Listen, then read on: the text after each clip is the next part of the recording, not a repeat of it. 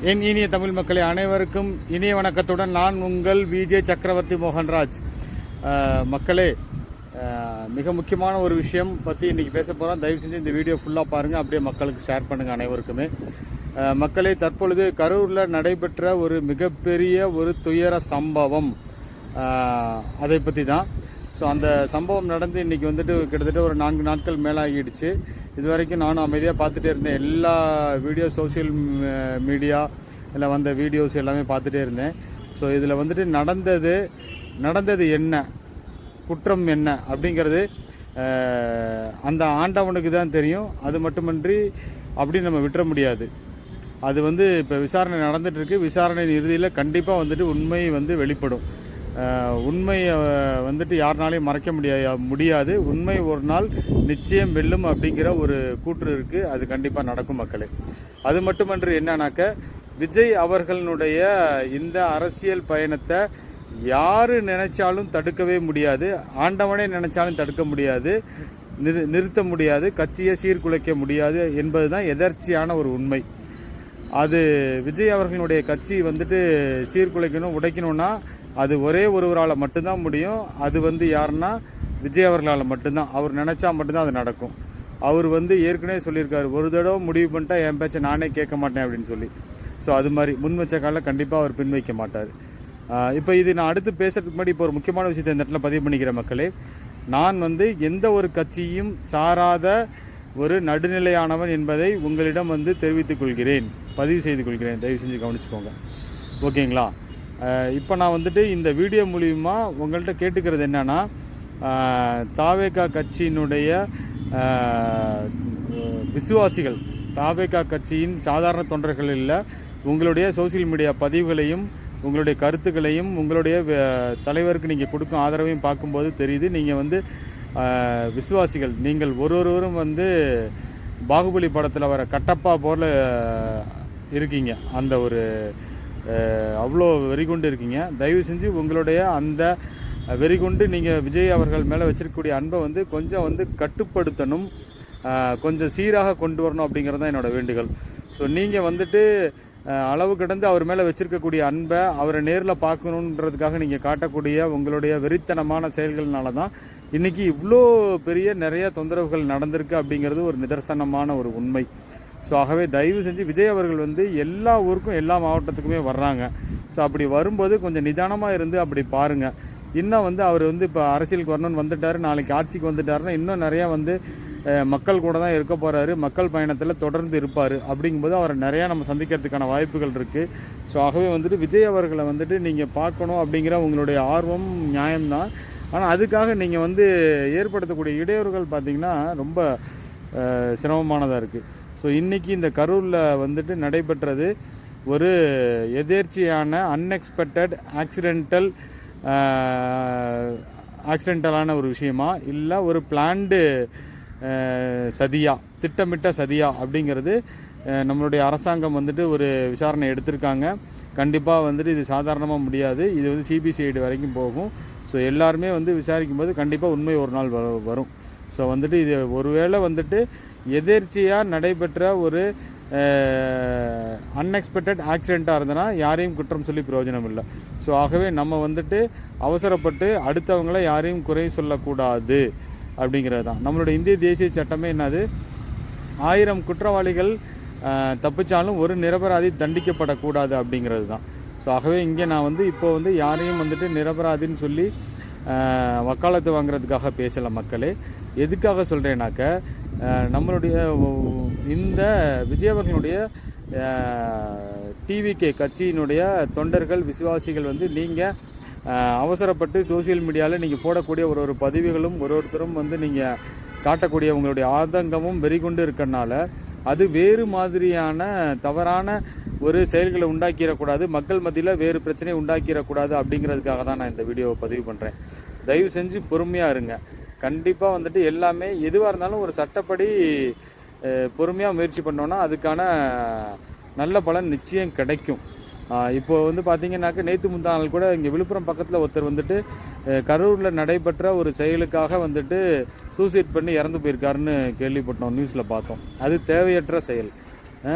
ஒரு உயிர் கூட இங்கே தேவையில்லாமல் போகக்கூடாது. உயிர் மிக விலை மதிப்பற்றது. அந்த ஒரு உயிர் அந்த ஒரு குடும்பத்திற்கு தேவையானதல்லவா?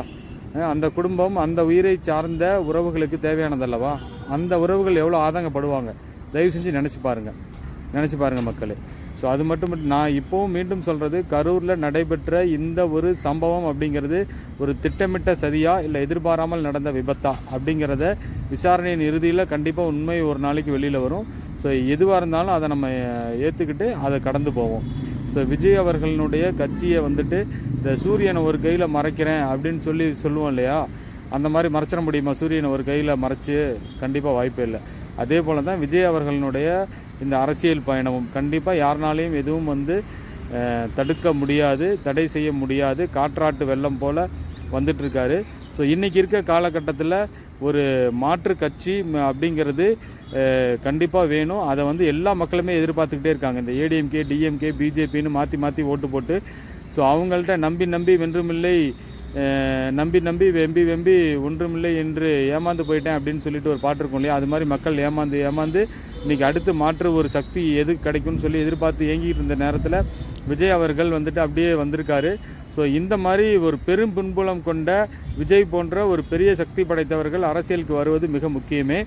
ஸோ இந்த மாதிரி சிறு தடங்கள், இந்த மாதிரி சிறு விபத்துகள் ஏற்பட்டால் அது போன்ற தலைவர்களுக்கு மனச்சோர்வை ஏற்படுத்தும். அவர்களுக்கு அந்த மாதிரியான தலைவர்களுக்கு அந்த மாதிரி மனச்சோர்வு ஏற்படுத்தக்கூடாதுன்னா தொண்டர்கள் கொஞ்சம் கட்டுப்பாடோடு இருக்கணும், கொஞ்சம் ஒழுங்காக செயல்படணும், அவங்க சொல்கிறத ஃபாலோ பண்ணணும். அதுதான் மக்களே. மக்கள்கிட்ட நான் மிக முக்கியமாக கேட்டுக்கிறது என்னென்னா, இது போன்ற ஒரு பெரும் கூட்டம் கூடும் இடங்களுக்கு தயவு செஞ்சு எங்கேயுமே, அதாவது இது போன்ற பெரும் கூட்டம் கூடும் இடங்கள் அப்படின்னா ஒரு கோவில் கும்பாபிஷேகம், திருவிழா, கல்யாணம், காதுகுத்து போன்ற விசேஷங்கள் எதுவாக இருந்தாலும் சரி, ரொம்ப கூட்ட நெரிசலான இடங்களுக்கு உங்களுடைய பாதுகாப்பை உறுதி செய்து பயணம் செய்யுங்கள். கோவில் கும்பாபிஷேகமாக இருந்தாலுமே சரி, இவ்வளோ கும்பல் கூட இடங்களுக்கு தயவு செஞ்சு போகாதீங்க. இப்போ கொஞ்ச நாளைக்கு முன்னாடி கும்பமேளாவில் எத்தனை உயிர்கள், 100க்கும் மேற்பட்ட உயிர்கள் போச்சு. அங்கே ஏதாவது அரசியல் காரணம் இருக்கா? அங்கு யார் பிஜேபி ஆளும் மாநிலத்தில் தானே அந்த கும்பமேளாவில் 100க்கும் மேற்பட்ட உயிர்கள் போச்சு. ஸோ அங்கே அது யார் பிஜேபி கட்சி செய்த சதியா? எப்படி நம்ம அதை பார்க்குறது? அது எதிர்ச்சியாக நடந்த விபத்துன்னு நம்ம ஏற்றுக்கிறோம் இல்லையா? அதே போல் இன்றைக்கி இங்கே கரூரில் நடந்ததும் ஒரு எதிர்ச்சியாக நடந்த விபத்தாக இருக்கிறதுக்கான வாய்ப்புகள் இருக்கா இல்லையா? சற்று கொஞ்சமாவது யோசிக்க வேண்டாமா? ஆகவே தயவு செஞ்சு பொறுமை காருங்கள், பொறுமையோடு காத்திருங்கள், நல்லதே நடக்கும். டிவிகே போன்ற, விஜய் போன்ற பெரும் பின்புலம் ரசிகர்கள், ஃபேன் பேஸ் கொண்ட இது போன்ற ஹீரோக்கள் கண்டிப்பாக அரசியலுக்கு வரணும். விஜய் அவர்கள் வந்தது வரவேற்கத்தக்கது. ஸோ அவர்கள் தொடர்ந்து அரசியலில் பயணம் செய்யணும். அவர் நாளைக்கு நமக்கு நல்ல ஒரு ஆட்சி தரணும் அப்படின்னாக்க தொண்டர்கள், அடிமட்ட தொண்டர்கள் சற்று ஒழுக்கத்தோடு, சற்று பொறுமையோடு, நிதானத்தோடு செயல்பட வேண்டும். இது போன்ற கூட்டங்களில் அவருக்கு இடையூறு தராத வகையில் நடந்துக்கணும். ரொம்பவே கும்பல் கூட்டி மற்ற கட்சியினரை போடவே தண்ணியை போட்டுட்டு ரொம்ப அராஜகம் பண்ணிவிட்டு ஆடிட்டு இருக்கக்கூடாது. கொஞ்சம் ஒழுக்கத்தோடு இருக்கணும், கடைபிடிக்கணும். விஜய் அவர்கள் சொன்ன மாதிரி அங்கங்கே மீட்டிங் போகிற இடத்துல மரத்து மேலே ஏறுறது, கரண்ட் கம்பத்தில் ஏறுறது, உயரமான கட்டடத்தில் ஏறுறது, இந்த மாதிரி செயல்களை தவிர்க்கணும். ஆமாம் மக்களே. இப்போ நம்ம வருவோம் இங்கே கரூரில் நடைபெற்ற விஷயத்துக்கு. கரூரில் நடைபெற்ற இந்த கூட்டம் பார்த்திங்க அப்படின்னாக்க, அந்த மீட்டிங் போடப்பட்ட இடத்துல அது ஒரு 2 வழிச்சாலை.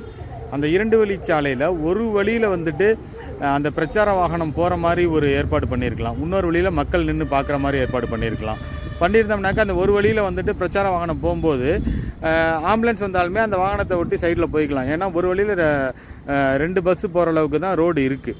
ஸோ அந்த சாலை 2 வழிச்சாலை. ஸோ ஒரு வழியில் பிரச்சார வாகனம் இருந்தாலும் இன்னொரு வழியில் ரசிகர்கள் நின்று பார்க்கலாம். ஸோ அப்படியே இல்லைனாலுமே வேறு ஒரு இடத்துல, ஒரு பொது வழியில், இப்போ கொஞ்ச நாளைக்கு முன்னாடி கரூரில் திமுகவினுடைய 30 விழா நடந்துச்சு, அந்த மாதிரி இடங்களில் ஏற்பாடு பண்ணி கொடுத்துருக்கலாம். ஸோ இந்த மாதிரி சாலைகளில் இந்த மாதிரி மீட்டிங்கை போடுறது தவிர்த்தா பெரிய நல்லது. பொதுமக்களுக்கு, பஸ்ஸில் ட்ராவல் பண்ணக்கூடிய மக்களுக்கு. எனக்கு இந்த மாதிரி ரோடுகளில், சாலைகளில் இந்த மாதிரி கட்சி மீட்டிங் போடுறனால அதனால ஏற்படக்கூடிய டிராஃபிக் டிஸ்டர்பன்ஸ்னால வெளியூருக்கு ட்ராவல் பண்ணி பஸ்ஸில் போகக்கூடியவங்க எவ்வளோ பேர் எவ்வளோ வேதனை அடைகிறாங்க தெரியுங்களா? அவங்க வந்துட்டு ஏற்கனவே வந்து ஒரு கோயம்புத்தூர்லேருந்து கிளம்புறவங்க வந்துட்டு புதுக்கோட்டை, தஞ்சாவூர், புதுக்கோட்டை அதையும் தாண்டி காரைக்கால் அந்த மாதிரிலாம் பஸ்ஸில் பேருந்து பயணம் செய்யக்கூடிய பேருந்து பயனாளர்கள் பார்த்திங்கன்னா ரொம்ப பாதிக்கப்படுறாங்க.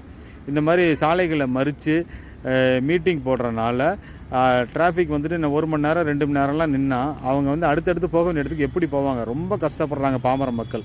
இந்த சாலைகளில் மீட்டிங் போடுறது, கட்சி மீட்டிங் போடுறது தேவையற்ற ஒன்று. பொதுவாகவே அவுட்டரில் கிரவுண்டில்